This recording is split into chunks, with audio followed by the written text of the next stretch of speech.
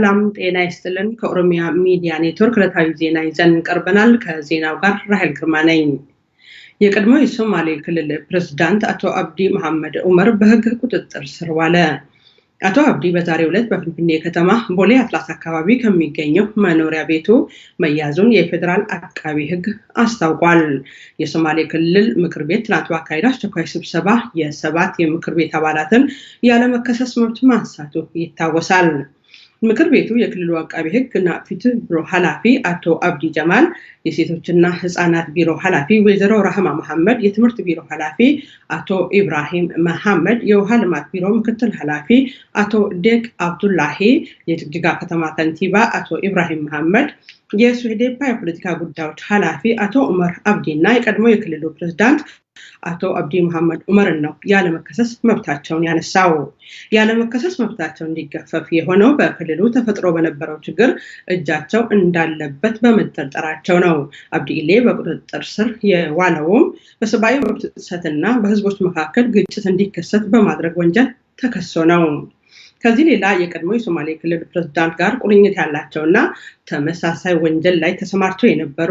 በክትትል በህግ ቁጥጥር ስር የሚሉ መሆኑን የፌደራል ጠቅላይ አቃቢ ህግን ዋቢ አድርጎ ኢቢሲ ዘግቧል በተመሳሳይ ዜና በቀድሞ የሶማሌ ክልል ፕሬዝዳንት ባቶ አብዲ ኢሌ መኖሪያ ቤት የተለያዩ ህገወጥ የጦር መሳሪያዎች መገኘታቸውን ፖሊስ አስታውቋል በመኖሪያ ቤታቸው ውስጥ የተገኙት 4 ክላሽንኮቭ እና 5 ሽጉጦች በፖሊስ ቁጥጥር ስር ውለዋል የአቶ አብዲ መኖሪያ ቤትም በፖሊስ ቁጥጥር ስር መዋሉን ፖሊስ አስታውቋል ፖሊስ እሳቸውን ጨምሮ በሰብአዊ መብት ጥሰት በሶማሌ ክልል በብሔርና ሃይማኖቶች መካከል ግጭት እንዲፈጠር በማድረግና ሌሎች ወንጀሎች ላይ ተሳትፈዋል የተባሉትን በህግ ቁጥጥር ስር እያዋለ መሆኑን ጠቅላይ አቃቢ ህግ ገልጿል ዘገባውን ያገኘነው ከኢቢሲ ነው ተፎካካሪ የፖለቲካ ፓርቲዎች ወቅቱ የሚፈልገውን የፖለቲካ ቁመና አልያዙም ሲሉ ወይምን ባዘጋጀው የፖለቲካ ፓርቲዎች የውይይት መድረክ ላይ ተሳታፊ የነበሩ አንዳንዶች አስተያየት ሰጡ አስተያየቶቹ እንደሚከተለው ተቀናብረዋል የፖለቲካ ፓርቲ መሪዎች ያው አሁን በወቅቱ ያላቸውን አቋምና አመለካከት ገልጸዋል እንዴትም ወደፊት ምን ሊያደርጉ እንደሚችሉ ተናግረዋል ወደ ኋላ እንደቀሩ ህዝቡ በጣም ቀድሞ እንደሄደ በመሬት ላይ በተጨባጭ ካለው እውነታ ጋራ አብሮ ለመሄድ አገሪቱንም ህዝቡንም ወደፊት ለማራመድ የሚያስችል አቋም ላይ እንደሌሉ ነው እንግዲህ ተረዳውት የፖለቲካ ፓርቲዎች ከብዛትና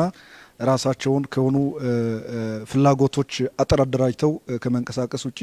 ይሄ ነው የሚባል ተጨባጭ በሆነ መልኩ የህብረተሰቡን የሀገራችን ህዝብ የዲሞክራሲ የሰላም የልማት ፍላጎት አኮሞዴት አድርገው ሊያሻግሩ በሚችሉበት ቁመና ነው ያሉት ለማለት በጣም በሚያስቸግርበት ሁኔታ ላይ እንዳሉ ነው ማየት የቻልነው ኡመቲ ህዝብ 99 ፓርቲ ሳይሆን አንድ ጠንካራ ፓርቲ ነው የሚፈልገው አሁን እንግዲህ በፖለቲካ ፓርቲዎችና እንግዲህ ፖለቲካ ፓርቲዎች ህዝቡን በፖለቲካ ንቃትና በማስገንዘብ ከፖለቲካ ጋር በተያያዘ ከፊት ቀድሞ መምራት አለባቸው ዴሞክራሲያዊት የሆነች ሰዎች በምርጫ የሚያምኑባት ሰዎች በሐሳብ የበላይነት የሚያምኑባትን ኢትዮጵያ መፍጠር ነው በዋናነት የሁሉም ሰዎች ትግል የነበሩ ከዚህ በኋላ እቺን የተፈጠረችውን ሀገር እንዴት አድርገን እንምራት የሚለው ፓርቲዎችን ነው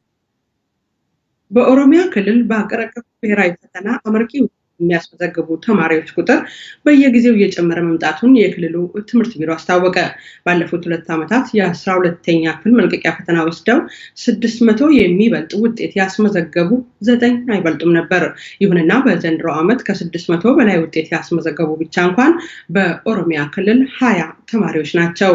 የኦሮሚያ ትምህርት ቢሮ በክልሉ በሀገር አቀፉ ብሔራዊ ፈተና አመርቂ ውጤት ያስመዘገቡ ተማሪዎች መሸለሙን አስታውቋል ዘገባው የሪፖርተራችን አብርሃም ብሩ ነው ዕለታዊ ዜናው በዚህ ተጠናቀቀ